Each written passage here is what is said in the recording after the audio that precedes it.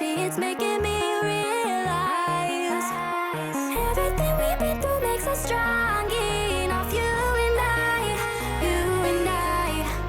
everything we've been through makes us strong enough. You and I, you and I.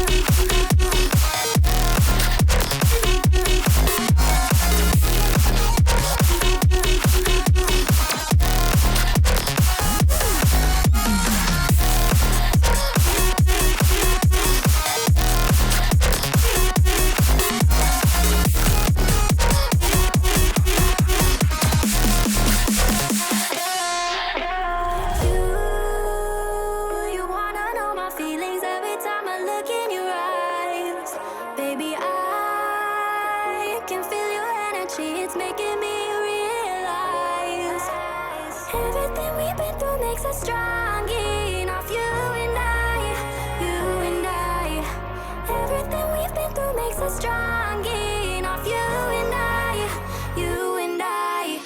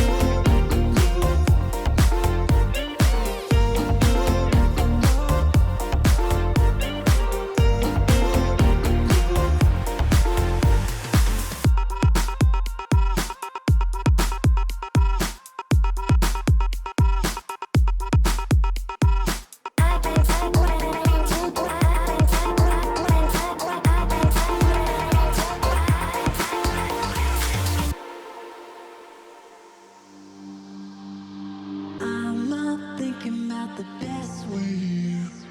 I'm not thinking about the best way to save them. I'm not thinking about the best way. I'm not thinking about the best way. I'm not thinking about the best way. I'm not thinking about the best way to save them. I'm not thinking about the best way. I'm not thinking about the best way.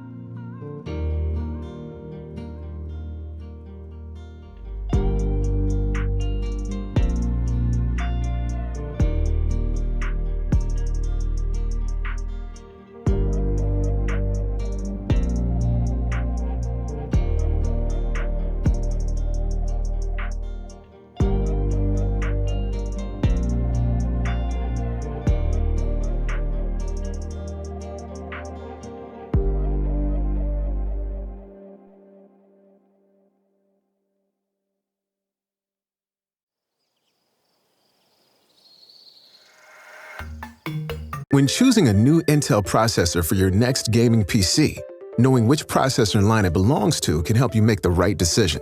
Start by looking at the suffix towards the end of the processor's name. These can help you identify the processor features that are best suited for how you game. When you need the highest frame rates across the most demanding titles, Intel desktop processors are a great choice. For Intel's best-in-class gaming experience, look for the K. This indicates the processor is unlocked and overclockable, boasting the highest frequencies in its brand level and giving you the ability to fine-tune your system with overclocking controls for additional performance headroom. Processors with an F deliver the same great performance as corresponding processors without an F, but do not have integrated processor graphics, requiring a discrete graphics card. If you want performance gaming on the go, look out for an H. These processors typically have higher frequencies than other Intel laptop processors with more cores and threads, and better support for high-performance discrete graphics cards. Like desktop processors, some laptop processors are unlocked and overclockable and can be identified by the K after the H. You may see some laptops powered by Intel processors without the H suffix. These typically have a lower max processor frequency but are built for better battery life in ultra-thin and light laptops. They can also include Intel Iris graphics, making them versatile for work and play, with smooth gameplay across popular titles. However you game, Intel processors provide the power you need at any level. Gaming happens with Intel.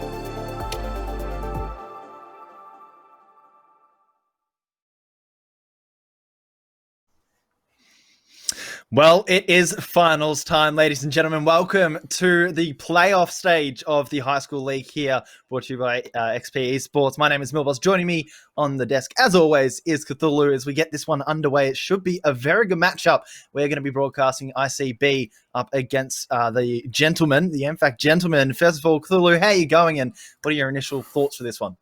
Look, feeling good, Milboss. Honestly, quite excited for the playoffs to kick things off tonight.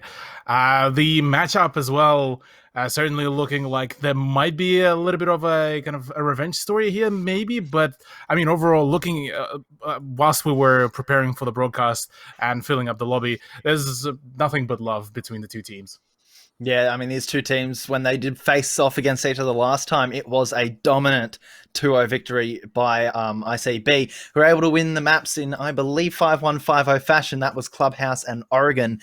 This time around, we're going to see something a little bit similar, but with a unknown variable thrown into the mix. We're going to be seeing Coastline as our first map. That was picked, I believe, by Gentlemen, and then we will be heading to Clubhouse. And if need be, third map, Oregon, is going to be a best of 3 with overtime enabled here as we get into the playoff stage. Meanwhile, the other side of the bracket, We see FLSHS and Lenvius going up against Mars and Makos. That will be the other semi-final going on tonight. And of course, winner of those two matches will be facing it off in the grand final next week. And we will have a third, fourth playoff as well. So it all really kicks off now. This is the perfect way to get it started. I'm keen for this one. Oh yeah, definitely really keen, really excited. The scoreline's definitely shown us some very dominant plays from ICB, but from my memory as well, the rounds were still fairly close, so anything could really happen. But let's take a look first of all at the round robin standings as well. So the matchup that we are going to be seeing today, it is ICB versus MFAC, the second versus the third place. And honestly, both of those teams have seen their ups and downs, but like you mentioned before we went live on the microphones, gentlemen were kind of slowly improving themselves, whereas kind of ICB kind of stayed more so stable there. Yeah, definitely. I think ICB were really second or third in the league the entire way through after that first matchup up against the Mars and Makos, where they drew. From that point on, they just sort of stayed there, and the only other team that was really able to get a good win over them was, of course, our first place team of Lenvius. So realistically, very strong contenders to be able to get into the grand final tonight, but you never know, gentlemen. They have played pretty well throughout the season, I'd have to say. They're able to 2-0 the Makos. They 2-0'd their fellow team in the MFAC Beasts. The Lakers Legends didn't really stand a chance. And of course, similarly to ICB, were knocked down a few pegs by Lenvius, who were just absolutely dominant the whole season through. So I think it's fair to say that this one should be quite a close matchup, even though the result went so one-sided last time. I think by the time we're now in the finals period, there should be a little bit closer together, I'd say. Yeah, definitely. Now, all the kind of the hidden strats, if there were any hidden, are going to be starting to come into the play. Definitely quite curious to see how will it really unveil tonight and the next week as well.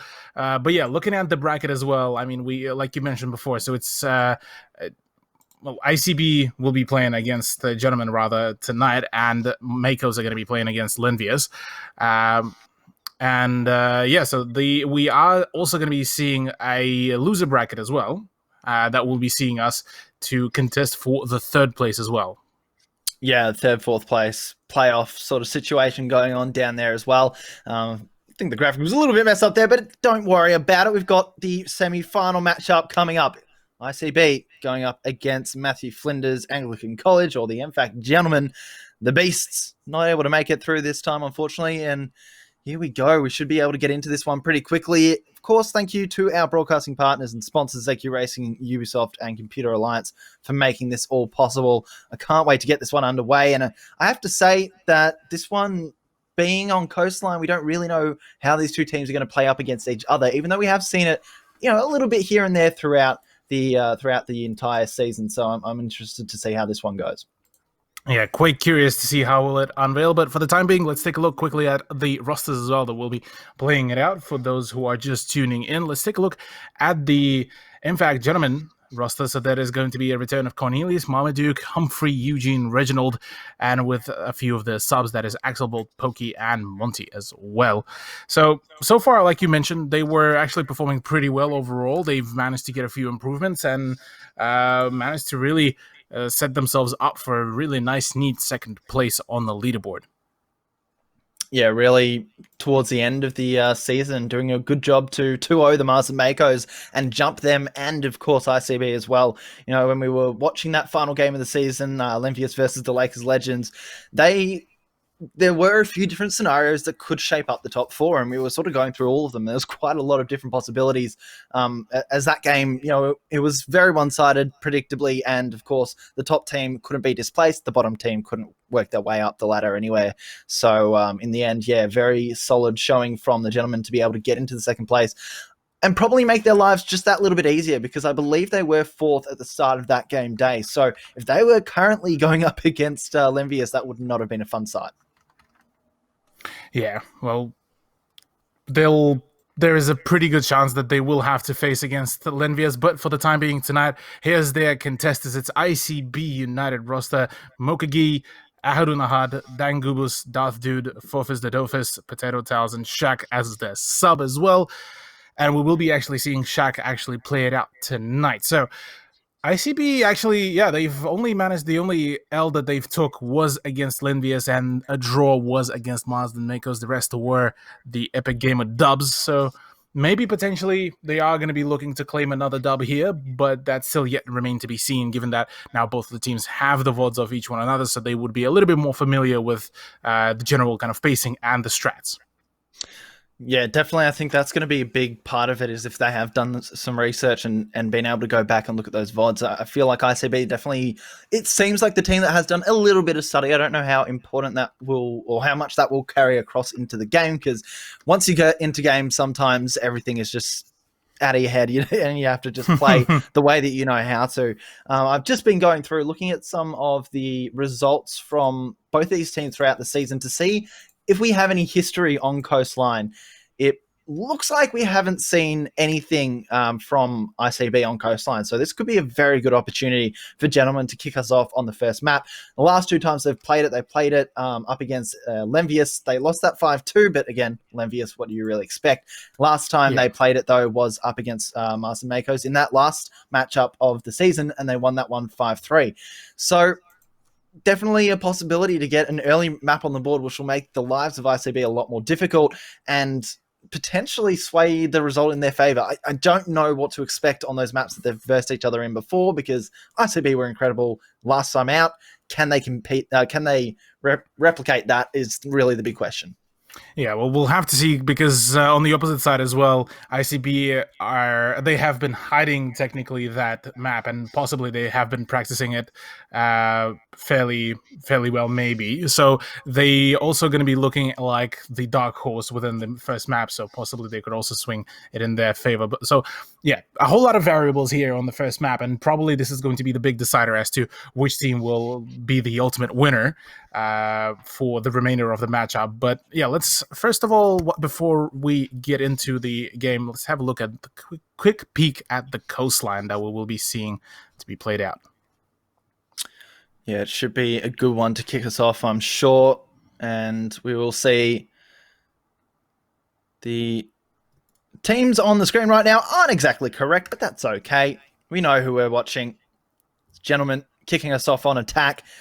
It's really going to be crucial this first half for them. If they're able to get something going early on, that's really where they're going to have to step it up and maybe find, 2-3 rounds in this first half to really compete once they swap over to the defense. So here we go. Banning phase. What are we thinking here? I'm thinking we might be seeing maybe I think we might be seeing a Thatcher ban, maybe a Jackal as well. But instead it's going to be Kali to be picked. Yeah, I believe we might have to do a quick rehost because the teams seem to be on the wrong sides, unfortunately, but that's all right. Just extends the tenseness of it just that little bit longer. Just that little bit longer. Yeah.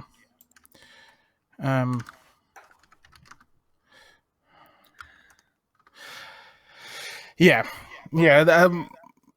Interesting bans are going through. Kali and Montagne to be picked out by the two teams. Funnily enough, Kali for this map, I mean, I can see a partial reason why would she be picked, given that she has a very nice long-range weapon to, say, hold from the ruins. But generally speaking, you don't really spend that much time on ruins, and well, her general kind of loadout certainly doesn't allow kind of that mid-range gunfight. So it's either kind of from one large thing to another, from either long range or to close range.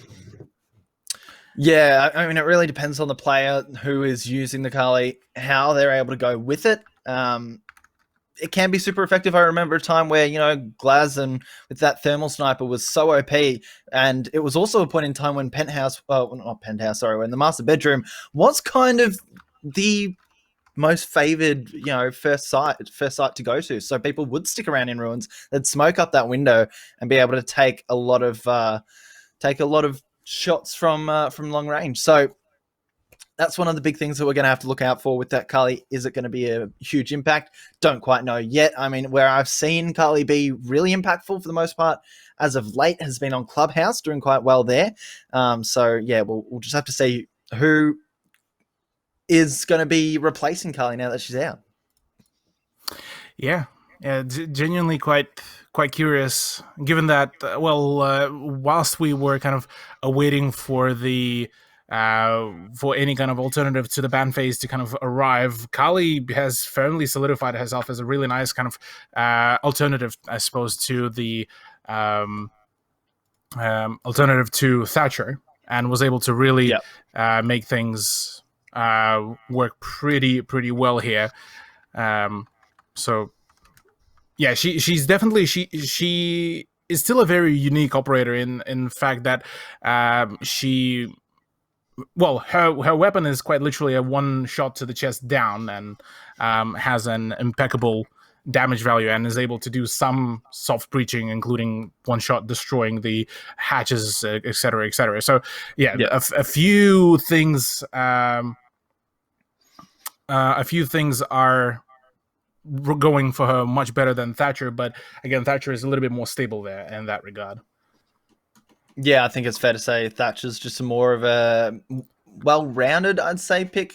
It's pretty easy to use Thatcher, but you know, Carly out of action, that's probably where we're going to see players go. So yeah, I think Carly's not one of those characters, not one of those operators that's going to be able to go in and get opening kills for you, anything like that. I mean, I have seen it, don't get me wrong, and anything can happen in Siege, but generally speaking, it's more that support long range rather than running on in and trying to go for quick scopes early on. This is a Modern Warfare 2.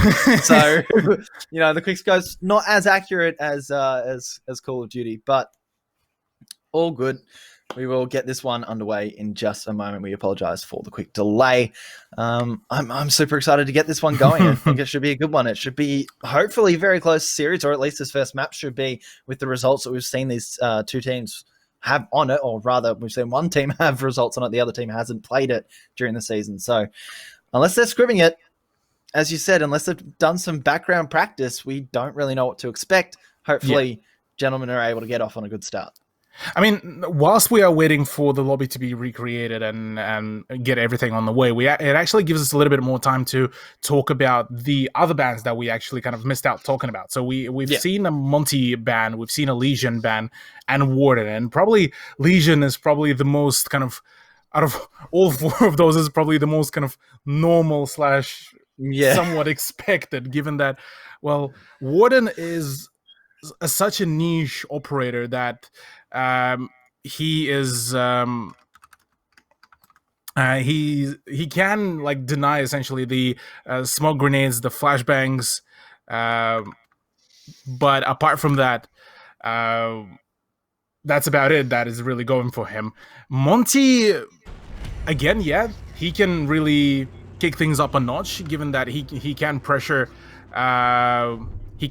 the certain points, but again, on the map, on this map, he's easily counterable with all the vertical play. Yeah, well, as you say, Legion probably the most normal ban. The Monty, I think it's fair to say the Monty is a pretty smart ban, because we have seen ICB pull out the shield operators every now and again. Not so much for the gentleman, but we'll just have to wait and see if they decide to go for something a little bit crazy on their side of attack, if they get their ICB, if they decide to go for a blitz or something like that, and switch things up in terms of the shield operator. Yeah, well, they still have the option of the blitz as well for the play. So yeah, not all the hope is lost, at least yet. But yeah, I mean, looking so far at the general lineup, MFAC is definitely going for a bit more frag heavy with their lineup. They're bringing in a Blackbeard, they're bringing in the Ash, the Zoth, the Jackal. Actually, matter of fact, their whole lineup is pretty much ready to frag out and has a pretty decent utility to back that up as well. Yeah, it's definitely more of a find those soft breach options and just go through choke points kind of team setup here, as of course there's no hard breach that's being picked up. So yeah, an interesting choice. You've got obviously the Zephyr and the Ash will be able to do a lot of work with their longer range soft breaching. You've got Cornelius with the close range soft breaching of the Sledgehammer. who can maybe bring some verticality into this, especially considering that we're down in Kitchen for the first round, which is a little bit different to what you'd normally expect. So this could really switch things up if they're able to get control over the top floor and work with the verticality from upstairs using Sledge. That could be massive. Yeah, Sledge could certainly kick things up a notch, especially for defense to start moving around and try to get some openings. But it seems that for the time being, it is still pretty slow for the time being. Mokagi was trying to get something going for himself, but the moment he realized that he's getting droned out and everything, he pretty much bailed out of there. First blood does go into the hands of ICB, as Marmaduke is the one to fall. That is the Ash player that tried to get a little bit aggressive, and now Reginald has been left all alone, but he has what I would probably consider a much better gun, at least for these kind of gunfights, and the utility as well to back that up. Yeah, Fofes Dodofes. We got away with not having to say his name last time out, but this time back in the roster. But here we go, Sledge is going to make that verticality play. Of course, that will give the call out to their Roma on the Vigil. Oh, that could be everything. Does the C4 do much? It doesn't get the kill. Does take about 25% of health off Cornelius, but not enough to really do too much damage. And now they can start putting the pressure on from the main kitchen doorway. Humphrey's still concerned about where the Vigil is, but Vigil has decided to go off in their own direction and not linger around for too long. And nets themselves a second kill. Not just that, that's the bomb down, or the diffuser down, sorry. Yeah, with the diffuser down, things definitely going to be a little bit tougher here. Humphrey already down, but he should be able to withstand. Well, not anymore. Shaq is the one to finish him off. Meanwhile, there is a push being done by Eugene and Cornelius as they are all separated between one another. And, oh, there's another gunfight for Eugene to take. And thankfully, the ballistic shield does help him a fair bit in that gunfight. So, already back to a 2 versus 2, but Shaq and Fofes Dodofes have the control over the diffuser, or at least used to have it. And so, for the time being, it's going to be just a contest right on the site.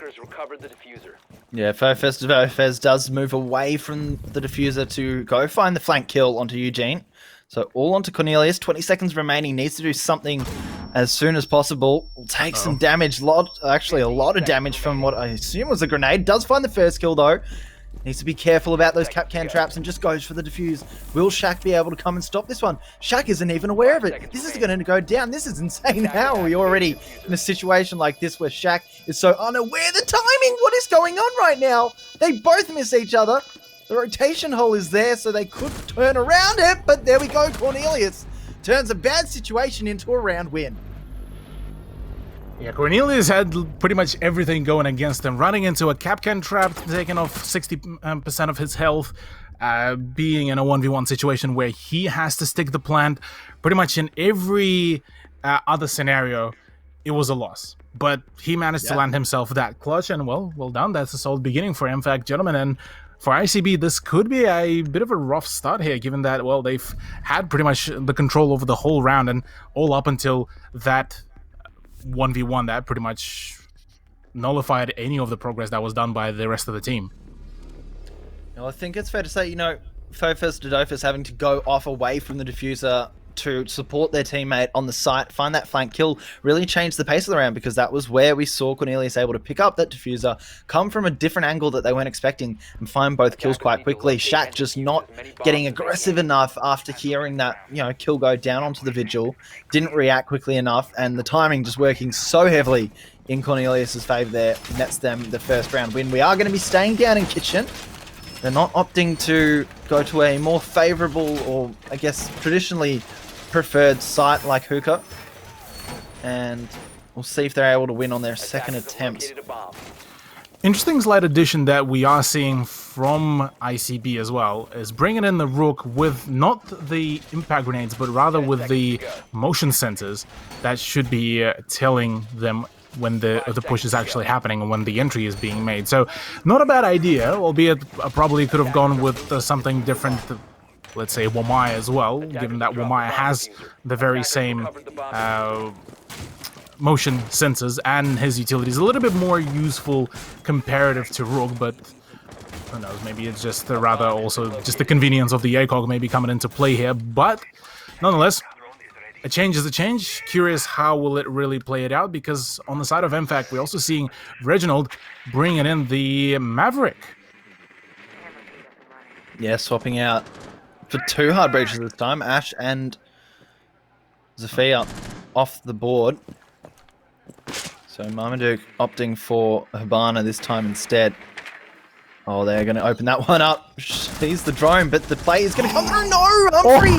You can't be losing that. Shaq finds an awesome first kill to kick off this round. And ICB have started this one off with flying colours. And that is one way to style on your opponent when you're able to pretty much nearly 180 on him and completely disregard any kind of shots that he shot upon you. Yeah, that's well done, well played by Shaq. But right now, another issue is going to be the menace up on a rooftop, as Cornelius is very well aware. He knows that there is a rotation, but missed it out, and right now completely lost that opportunity. He could potentially drop down onto that balcony, well, I guess floor, and see if he can pick up a frag. But right now it's Marmaduke instead, just watching that flank, and unfortunately for Shaq, he won't be able to pick up that second frag for himself. Yeah, Marmaduke gets away scot-free as well, doesn't lose any health, and might be able to get a second kill, just missing the shots there. Unfortunate. Didn't take the required time to line it up, but Eugene has been able to get the kill anyway. And what looked like an awesome start here for ICB has just completely flipped on its head, and is looking very good for MFAC to make their second round win here on the first map. Of course, this is their map pick. MFAC gentlemen choosing Coastline. And I can start to see why Marmaduke will find their kill. Darth Dude out of action. That's that ACOG gone. It's all up to Mokage and Ahad. What can they do here? Mokage's been struggling so far on the cap can, and again can't do it. Marmaduke with a 3k now, and there we go, attackers. MFAC gentlemen, they're going to close it out, and Reginald will be on your final kill cam. And Reginald finding those feet, even though he's not the Jackal, was able to find the frag. And well, yeah, so far this is looking pretty good for the attack of MFAC. They have one more round to play it out here before we will be seeing a round switch. So curious if they will be able to pull it off again. But for third round, it is going to be Hookah. No more Kitchen to be replayed here. And instead, this is going to be a slightly different lineup for the defense as well.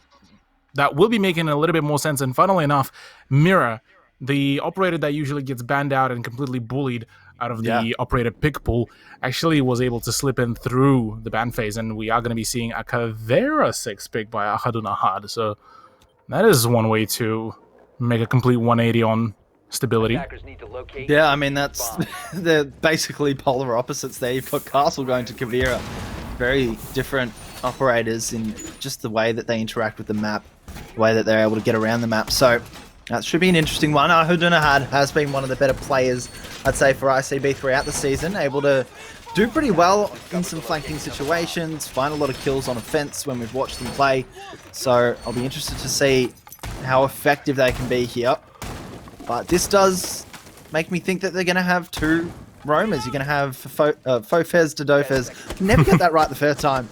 Going on the vigil still. And Ahad as Kavira. Silence stepping their way through the map. Yeah, well, technically, ICB have the possibility to go for a 3-man roam, given that Shaq was going on a roam as well as a Jaeger, and that's usually somewhat of a standard choice as well previously. But yeah, it seems that for the time being, well, that's not what you want. That's not what you want right now at all. Having Cornelius on 20 HP, but to return back to my point, yeah, there is a full-on possibility for a 3-man roam, but it looks like that's not going to be the case. Like you said, Fofis, Dodofis, and Ahad are going to be the ones to roam around. And if Kavera is going to be able to play her cards right and get an interrogation, that could be a huge thing here to counter MFAC's push, and well, ICB should be able to emphasize of that fairly well, but that still remains to be seen for the time being. It's a Blackbeard. They will be peeking his very favorite spot on the whole of Coastline, and that is the external pool window into the Hookah, which rather it's going to be Reginald that will be utilizing the deck to get the frag. Well, I think one of the mirror windows has been busted out. I thought I heard the sound cue for that, so we'll have to keep our eyes out for the rest of this, because they're playing a very interesting... Yeah, there it is. That has been blown out. they were playing a very interesting strategy of just giving up hookah and having the mirror windows. I don't know if that's going to do anything. Oh, that could be huge. That It does. is. Mokaji is going to go down just like that.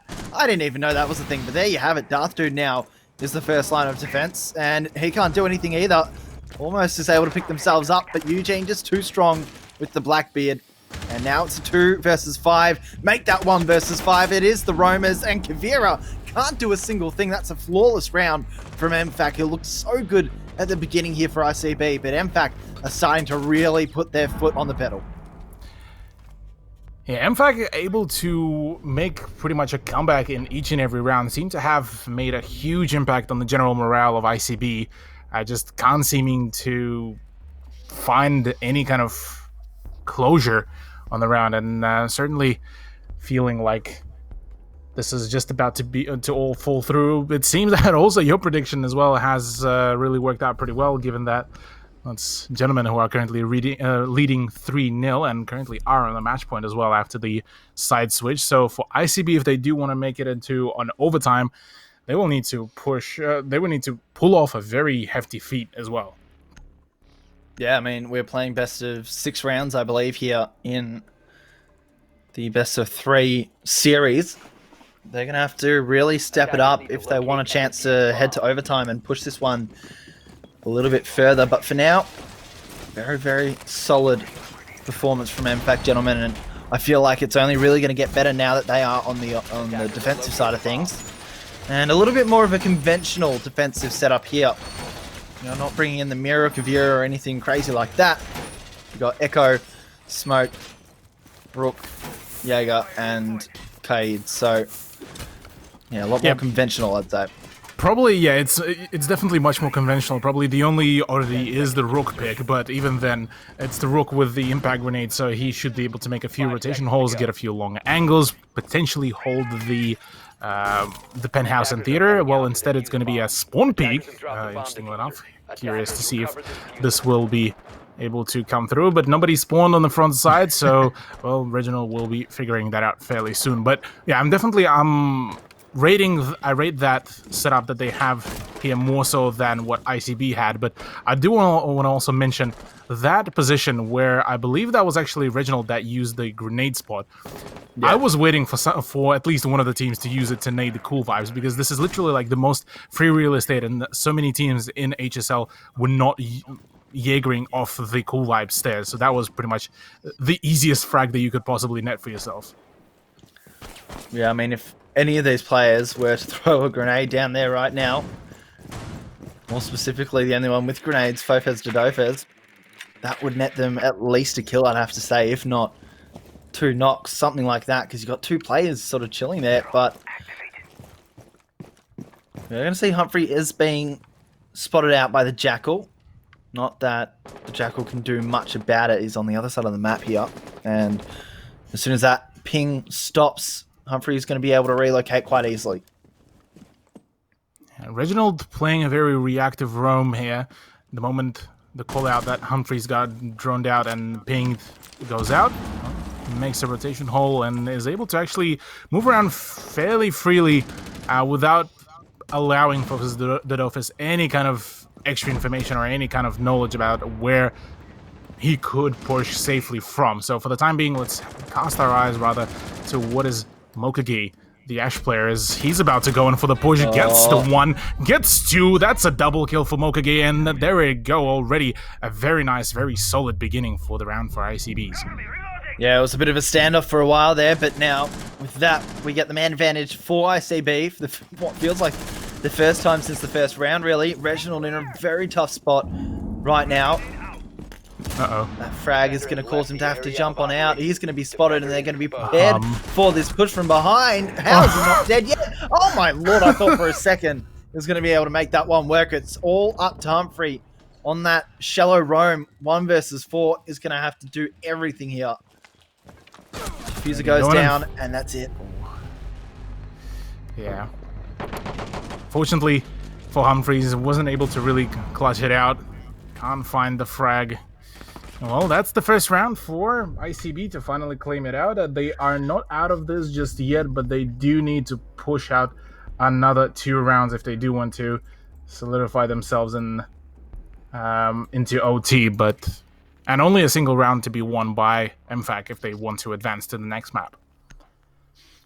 Well, they're going to head down to Kitchen, and a very interesting looking setup. They've pulled out a Clash and a Mute and a Maestro, so more or less completely switching it up. Maybe the Vigil, no, Castle 6th pick is going to come through for Reginald, and yeah, Jaeger on Humphrey is really going to have to be the roamer, I'd say, here. Well, we'll definitely have to see. Looking at the lineup, yeah, Humphrey is probably the only one. I mean, Marmaduke did a pretty decent job at going for a run, but unfortunately just wasn't able to land a few shots there. But at the very least, utility-wise, I'm liking what they're bringing in. They're once again getting the info gathering operator like Echo, like Maestro here, and exactly. And then Reginald pick onto Castle as well. That should definitely make things a little bit harder for the attack to push, given that they have actually gotten rid of their sledge. So given that, we shall be seeing a little bit of a tougher time managing the breaching economy here, rather, for ICB. Yeah, I mean, they're going to be able to utilize some soft breaching utility that they've got. You saw Shaq there, had the breach charges on, Mokaji on the Ash, of course. But yeah, it's not going to be as easy without Sledge, with those castle walls in the way. But the other thing is if they don't come across where these castle reinforcements are, then it's really not going to make much of a difference. It's going to be a bit of a moot point. The Darth Dude is going to open things up on Eugene through a tiny hole in the door. Well, that was a pre-fire. That was a pre-fire through the through the door, and well, that's a lucky headshot right onto the Maestro. So that is a solid beginning here for ICB once again. But gotta say, the one thing that I am quite confused about MFAC is the fact that they are not having a whole lot of vertical presence, and that is going to be potentially a huge disadvantage here for themselves, given that MFAC could just open up quite a fair bit of ground up above. But it seems like Marmaduke is not really phased at all by that. He gets rid of the Darth Dude, and that is the return fire, and back to a 4 versus 4. Yeah, gets away scot-free, no damage taken. So this one slows right down again, and Marmaduke, of course, will be aware. Can hear some footsteps going on upstairs right above his head. That's going to be Ahudunahad with the diffuser on the Thermite, making their way around with Mokaji. And we'll see how they approach the attack from here.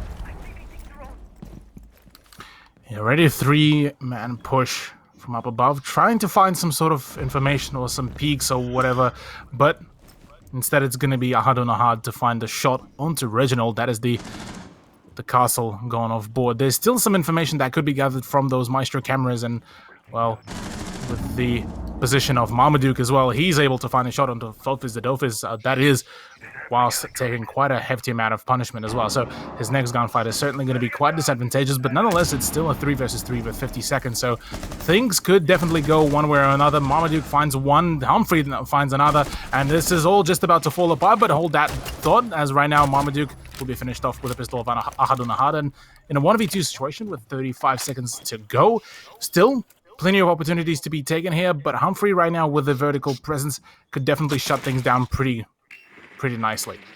Yeah, I mean, I can respect the need for a bit of a drone out there. Oh no, maybe the timing not so great. 20 seconds still remaining, but it is delaying Ahudunahad here in the bar. Can't really get away from Humphrey, and this has been perfect. Perfect reactionary play here from the MFAC gentlemen. Humphrey will find the kill, and there we go. Map 1 is in the books. MFAC gentlemen, they take the lead in the first series.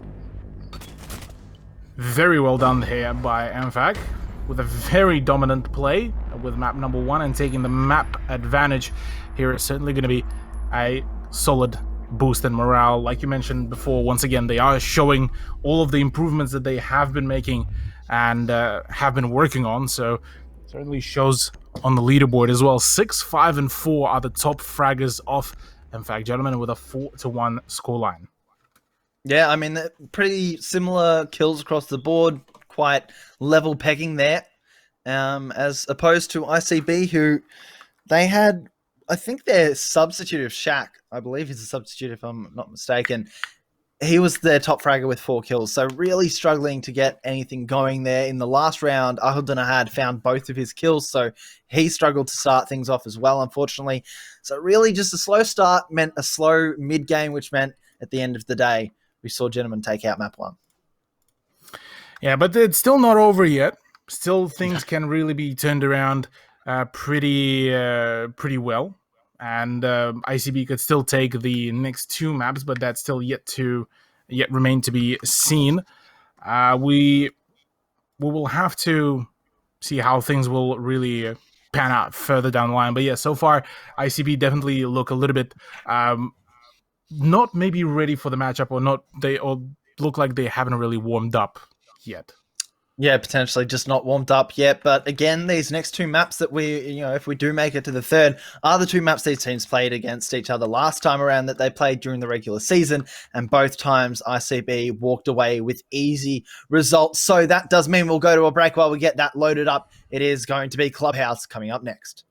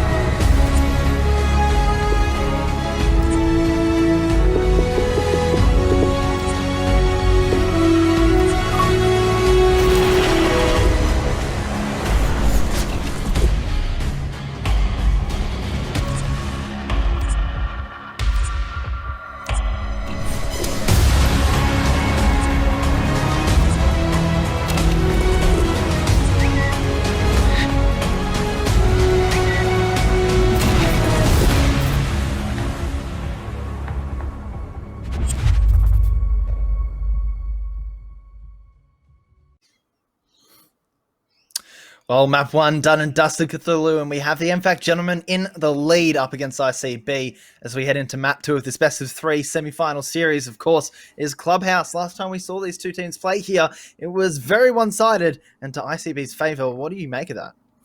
Look, I mean, ICB certainly looked like they were ready, at least in general kind of preparation part, but the moment they came down to some of the gunfights and some kind of on-the-go decision-making, things were definitely not looking all too pretty there for them. On the side of MFAC, though, they were able to make a few good recoveries during the rounds. Their initial start for the round definitely was a little bit hurried.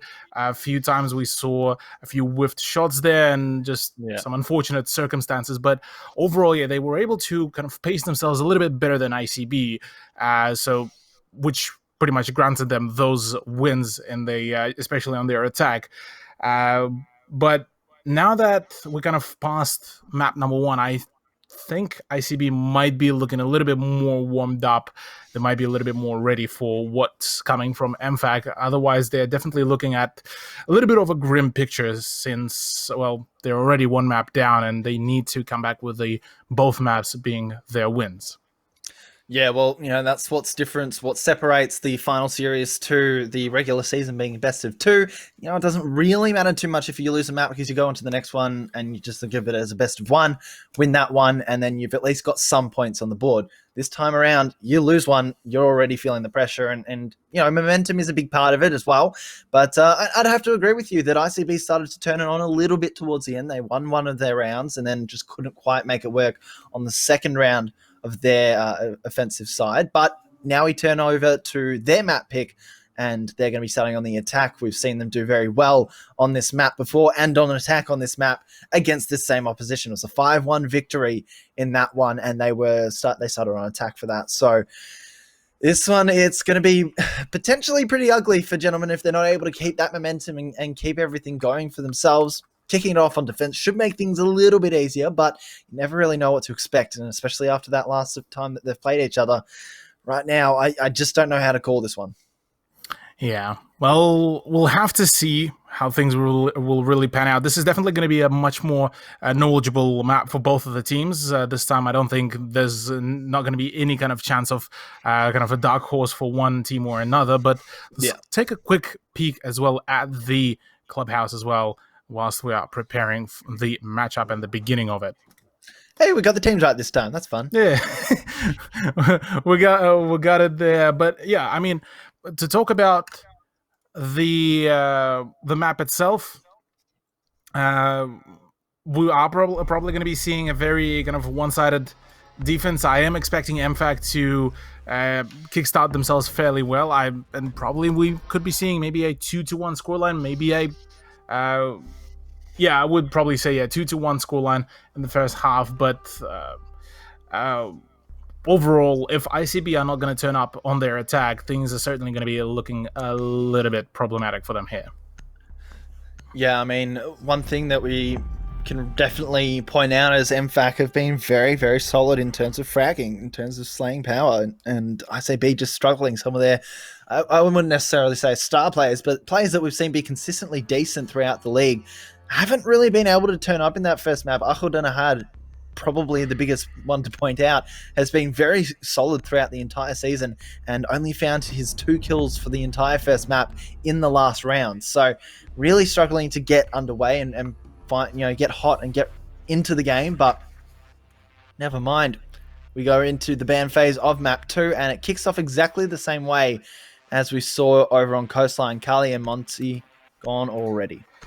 Yeah, a Kali ban on this map in particular does make slightly less sense to me because Clubhouse is very much of a kind of close / mid-range engagement. You don't have a whole lot of angles that can be held from a long position, apart from maybe like from main stairs onto the arsenal. But even that is such a niche thing that I don't think it is worthy of a ban. Multi-ban makes sense. He is able to pressure a whole lot of positions here on Clubhouse, and the remainder of the bans as well, Bandit and Echo, to be out certainly makes much more sense to me here, as both of them can be a very powerful set of operators for the defense. Yeah, it definitely makes a lot of sense, but of course you've got Kaid able to instantly swap out for Bandit, really, and it doesn't look like they're going for another operator for Intel to replace the Echo per se. They will get Mirror as she slips through once again, but not opting to go for a Valkyrie or something like that. Now here's an odd thing that we just saw as well with the 6th pick.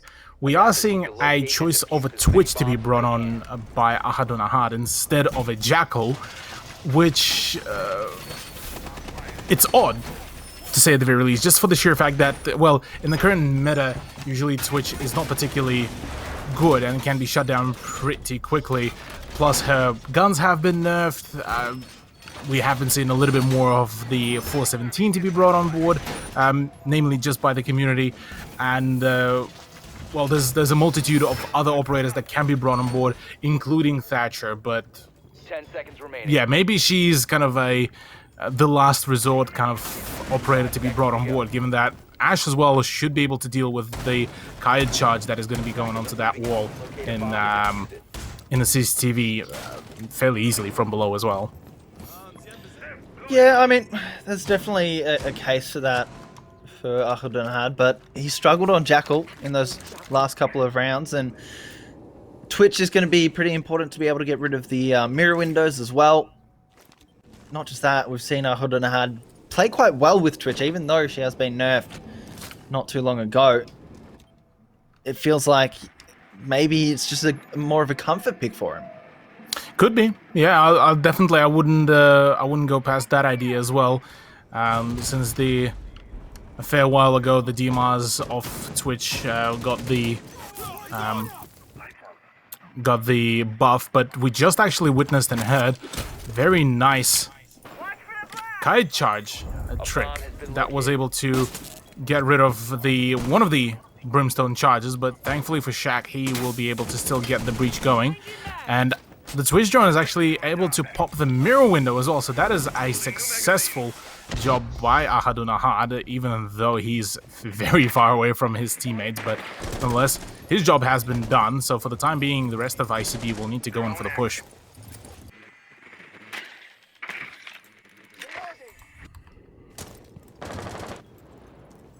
Oh, well, just spotted that. Oh god. Crouch peek there. That is cheeky from Marmaduke. Just toying with death at the moment. Yeah, he wants to keep on gaining the information. He wants to still utilize that angle, but a wrong move and his head goes off his shoulders. But certainly doesn't look like that is going to be the case just yet. Instead, it's going to be a potential push through the garage, and Cornelius makes his presence known fairly early into that gunfight. Yeah, just really trying to test each other's boundaries, and Mokage is very aware of someone up on the rafters there. Oh, that flashbang. Oh, no, God. that's not how they work. That's not what you're supposed to do there for Fofes to Dofes, mucking that one up quite significantly here. And Cornelius with a very nice one tap onto Shaq is going to get the first kill of the round for his squad. Reginald's going to be able to follow it up, but now he's in a little bit of trouble here. Cornelius Humphrey finds 2 more kills, leaving it all up to Darth Dude. Just the 1 shield left as well. And that should be all she wrote. MFAC, hold on strong. Cornelius with a massive 3k.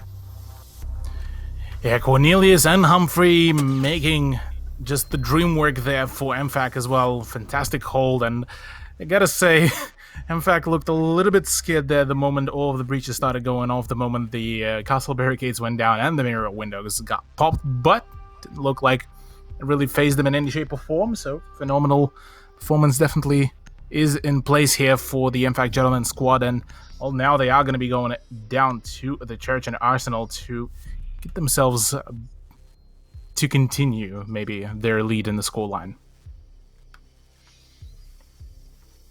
Yeah, this is a good chance for them. Church and Arsenal can be a very difficult one to break into, but it also depends a little bit on the setup. Ahudunahad is going to swap back to that Jackal for this round. We have both Sledge and Thatcher coming on through, so I'd say this is a pretty solid setup. We'll just see how it plays out, though. Yeah, one way to find how will the rest of the game so far perform. But yeah, I'm generally looking at the way how both MFAC and ICB performed their push, and kind of the general coordination, at least from what we could see as well from the spectator cam. It looked like ICB, once again, they had a decent idea. Maybe the calls were there, but the kind of general communication on the timing maybe was missing out. Maybe it's just kind of the general gunfight and just being unable to see some of the certain pixels. Cough, cough, Cornelius' pixel peek onto the top of the dome piece of one of the attackers. So, yeah, a few things could have gone differently there, but alas, nothing that ICB could really do there to get a recovery. Cornelius's position has been called out, so he will promptly fall back and not really going to toy with his with that idea, at least for now. So it is going to be a somewhat of a passive play, although the moment I say that, Humphrey's on her own. Well, Humphrey was able to find 2 quick kills in the first round and really set up Cornelius to stay alive and be able to find the 3 that he got. So very solid teamwork from MFAC, just making each other's lives just that little bit more easy and bearable. Marmaduke's actually going to open things up with an HSL there. Darth Dude knocked out already. Oh man, yeah, that is rough. A very rough beginning. Mokagi, though, does manage to find a return fire onto Humphrey, so that is the Jaeger gone off board. Fantastic play and fantastic position, and so now the pressure is going to start ramping up. Marmaduke still can call out the position, and Reginald still has a C4 that he could really go for to throw out and cause some more mayhem on the kitchen floor, but it seems that for now it's just going to be straight up gunfight material here between the 2 teams. Well, they're starting to drone out downstairs, and this is where it's going to get exciting. Cornelius is going to be sitting in the caves just waiting for something to happen, either which direction, whether it's an entry through the caves or potentially the site starts getting attacked. Nakagay is going to be able to open up one hatch over the basement, but doesn't really opt to do anything with it.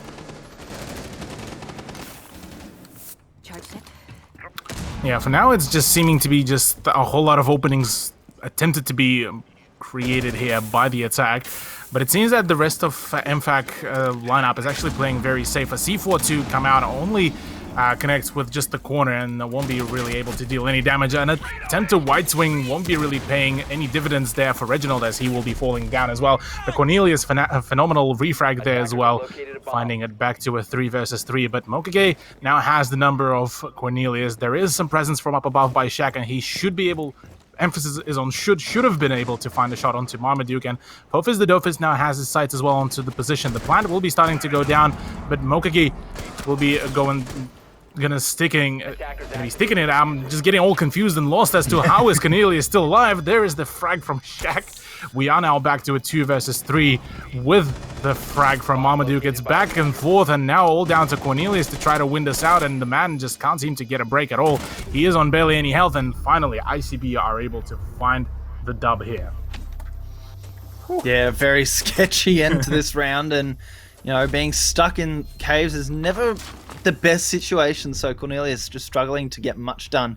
Marmaduke really had to go huge and find at least 2 kills to distract the other player, but was only able to find the 1 and ICB clean it up. So 1-1, this one seems like it might be just that little bit closer. These rounds aren't anywhere near as one-sided as what we saw in the first map. Not at all. Certainly looking like ICB are much more prepared for this map rather than Coastline, but interestingly enough, for the final defense of MFAC, they are going to be bringing in a Capcam, but just as I say that, he's 6-picked off onto Castle, and that is actually a much better choice, I gotta say, for Church and Arsenal Room, given that he should be able to drain plenty more of the utility rather than Capcam.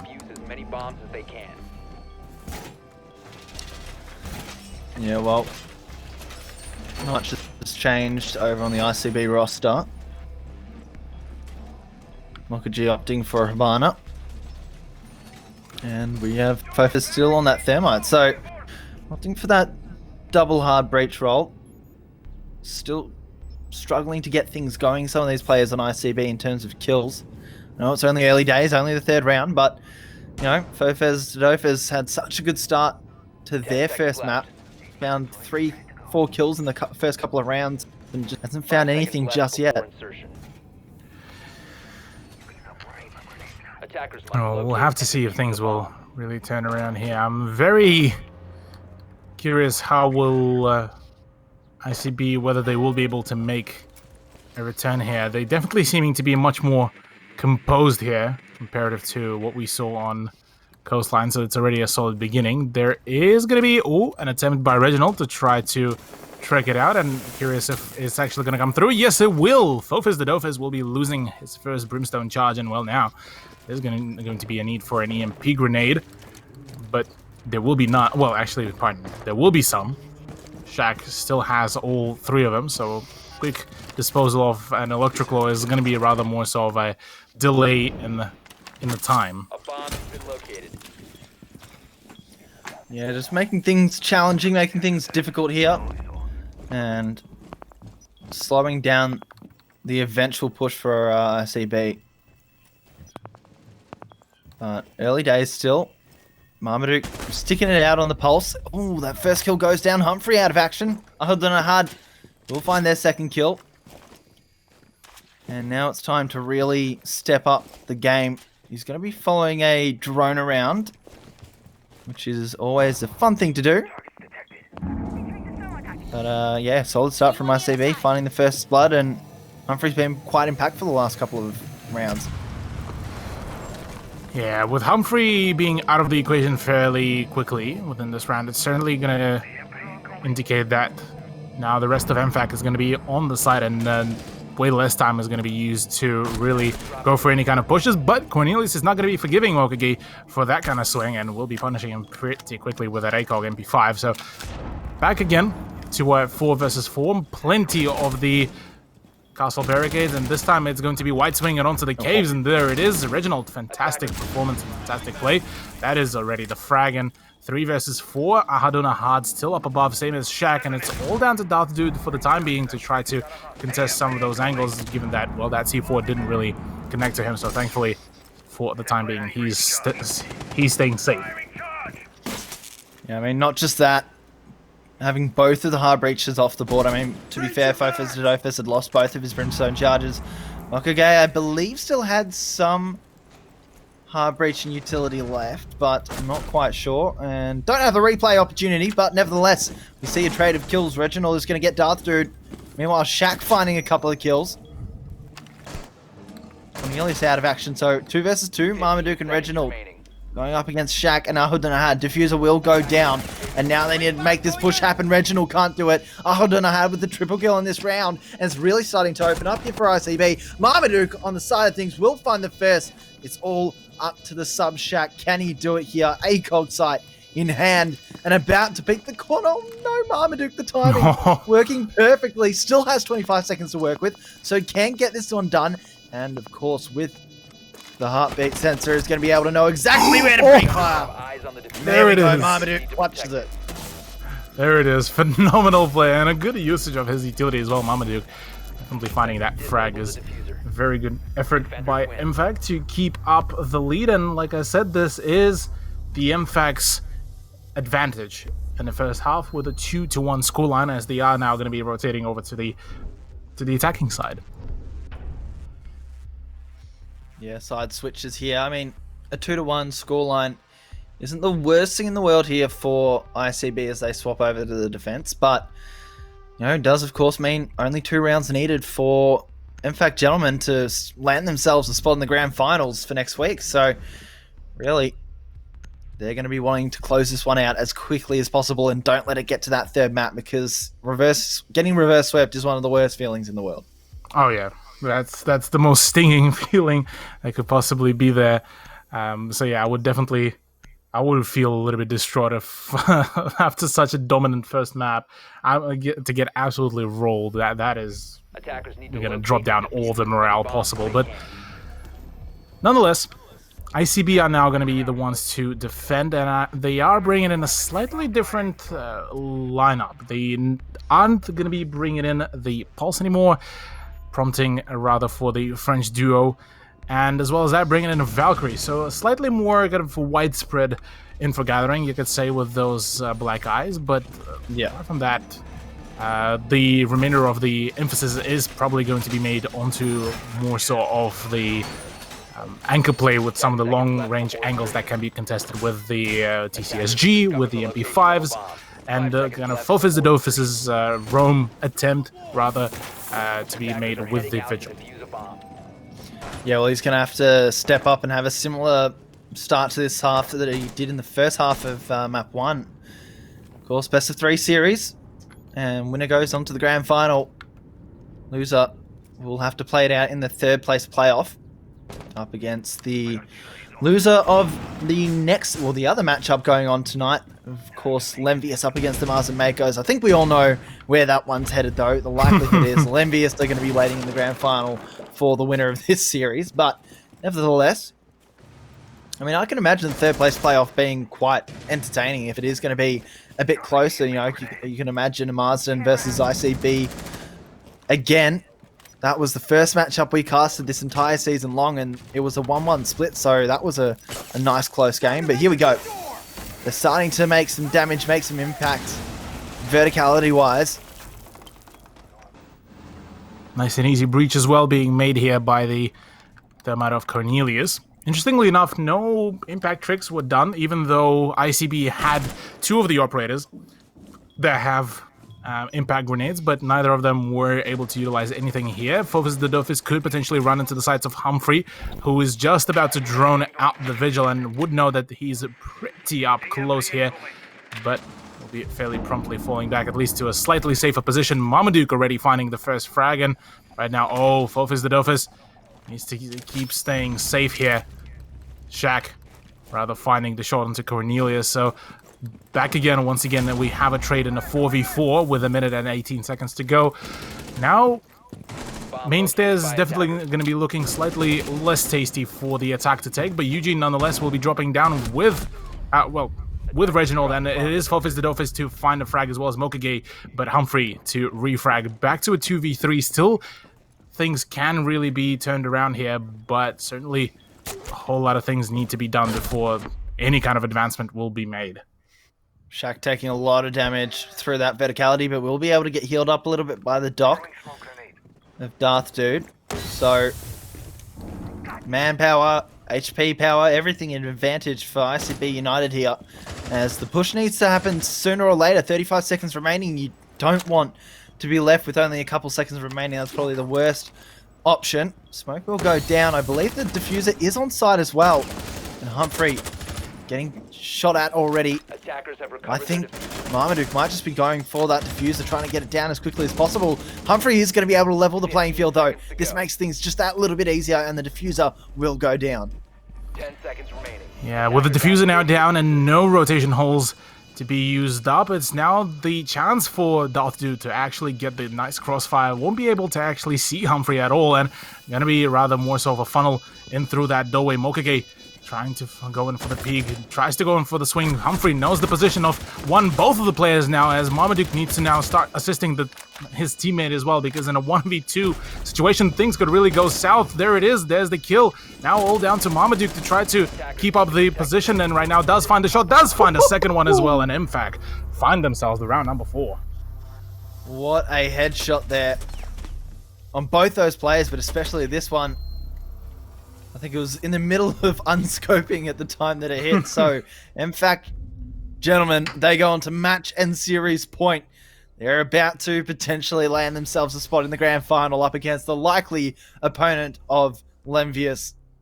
But ICB, this is where you really need to turn it around. You can't let them get this one if you want a chance in the 3rd map. You need to mount the comeback now and make it happen. What do you have to show for yourselves? We'll just have to wait and see. And we'll have to wait and see indeed. A CCTV choice for the defense of ICB is going to be coming through. And once again, for the final round, a repetition of what we saw on Coastline, Haduna Hard will be bringing in a Caveira, which is, let's just say, I'm still very much questioning that choice. Use as many bombs as they can. Well, what impact will this switch up have here for Haduna Hard? Wasn't able to do much with Caveira last time we saw that operator picked.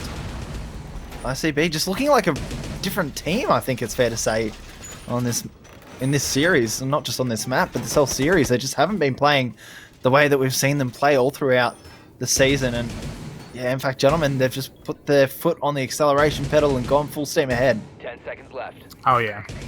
Gentlemen definitely are looking so much more prepared to face the ultimate kind of the final boss, I suppose, of HSL. That is the Lenvias here. To locate a bomb and defuse it. Comparative to what ICB been showing at the beginning of the season, this is definitely probably one of their less well-performed maps, which is quite unfortunate, as they have shown us quite a good potential on a few occasions, and their previous matchup was a pretty solid play in their favor. That was a 5-1 and 5-0, like you mentioned before. So seeing them out is quite unfortunate, but the breach is going to be coming through very successfully, and Mokage is able to retrieve his Electro Claw. So I believe Cornelius should actually be able to, at the very least, he should know that there is an active Kayad trick to be coming through, and Located a bomb. there's another attempt.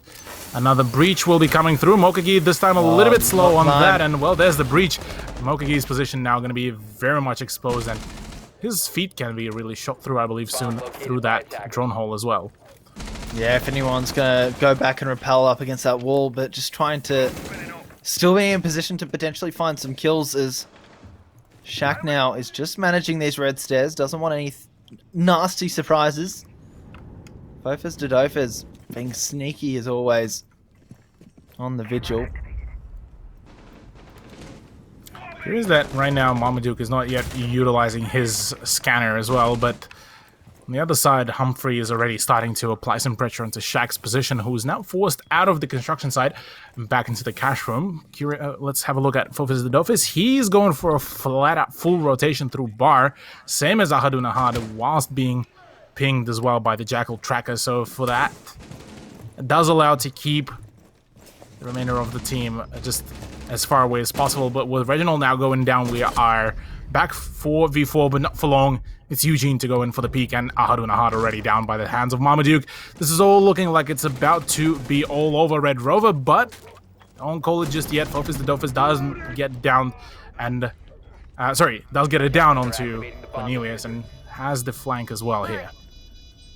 Yeah, problem here is that they need to be able to get the kills in quickly, and Fofas Dodofas does exactly that. Finds both players as the Blackbeard of Eugene was going for the pickup onto Cornelius. So now back to a 2 versus 2, but the health is in favor of MFAC. 25 seconds remaining, and they're going to have to make this quick. Fofas Dodofas with the triple kill is going to open up proceedings, but Humphrey's still outside, holding on with this long range. Will get rid of the Claymore there, but can go for the defuse. Jumps off it at the wrong second. Only 10 seconds left now. Is there time to get this one done? I think just enough, and they have to go for it. Humphrey has to go for it, and in fact, they're gonna go to the grand final.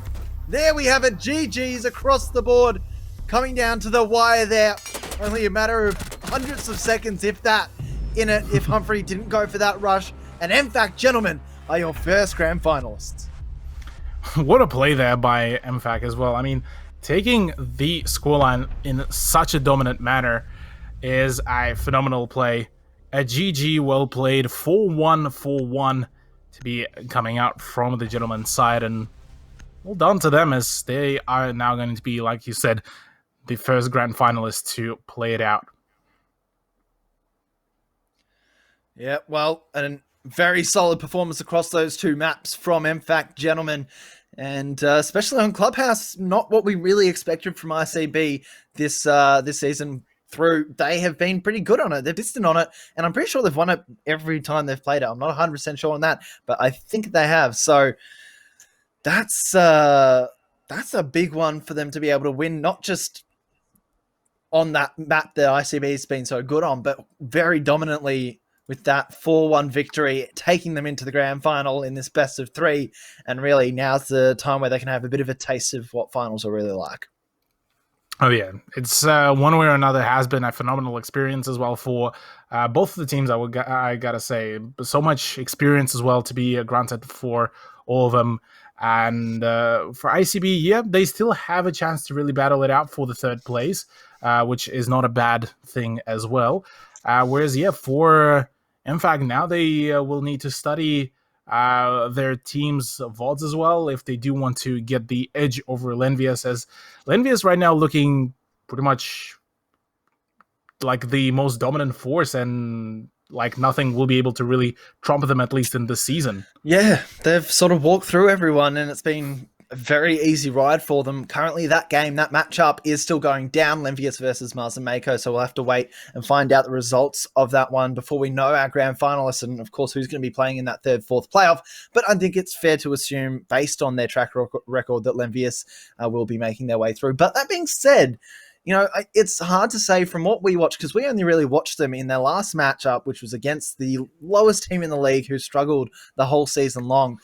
They didn't really look like they were doing anything strategy-wise. Do they have any of that? Because we haven't seen them play a decent team.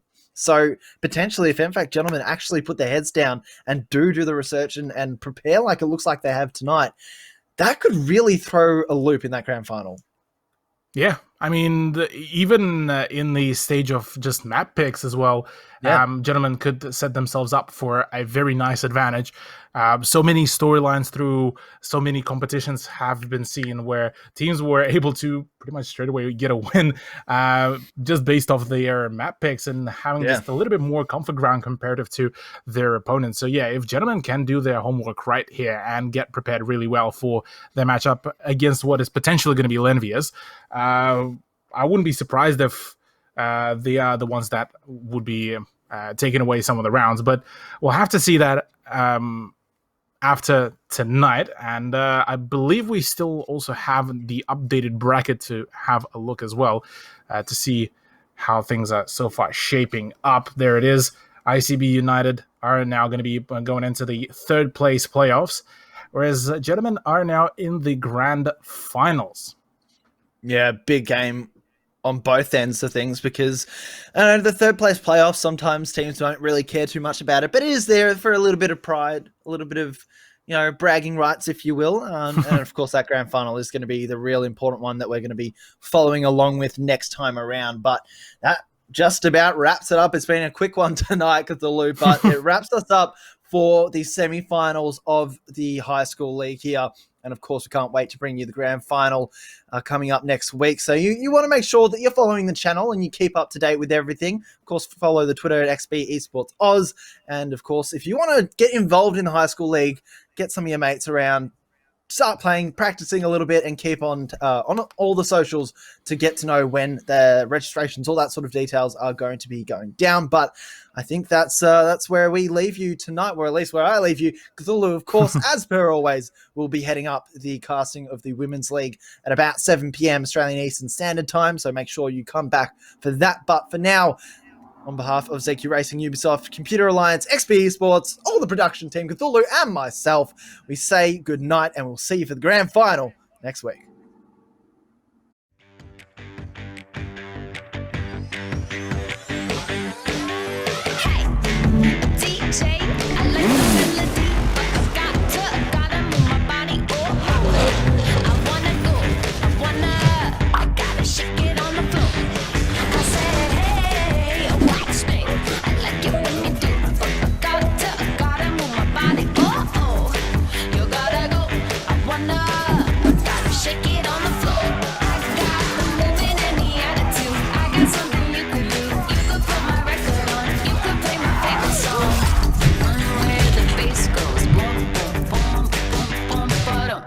Got my eye on the dance floor, eye on the door. Eye on the dance floor, eye on the door. Eye on the dance floor, eye on the door. Eye on the dance floor, eye on the door. Hey, a DJ, you like the way I sway? And I gotta get it my way. I'm gonna stay, I'm gonna bump it till it breaks. I got the movement and the attitude. I got something you could do. You could put my record on. You could play my favorite song. The one where the bass goes boom, boom, boom, boom, boom, ba-dum. The one where the bass goes boom, boom, boom, boom, boom, ba-dum.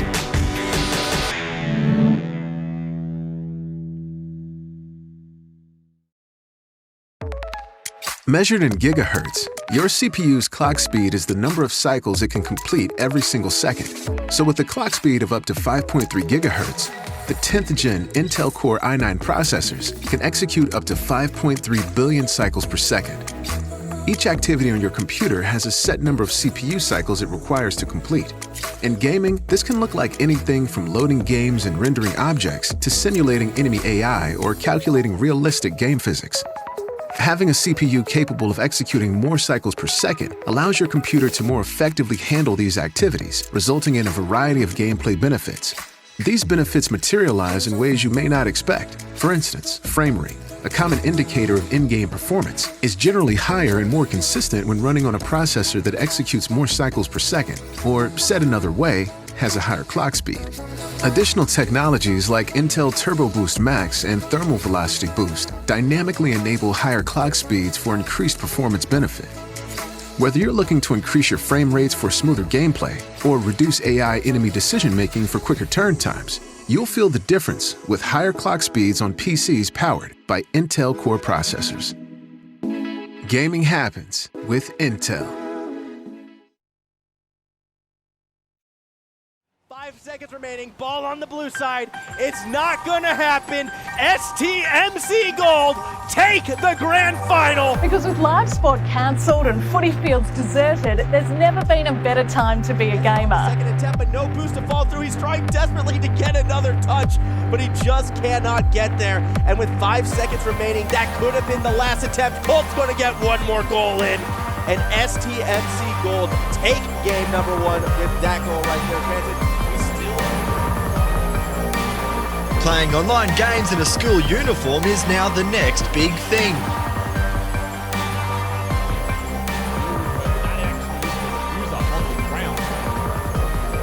Bonnie is now in a position. The C4 comes out, melts out. Lightning can't get the follow-up frag. This is the world of esports, aka sporting comps played via online games.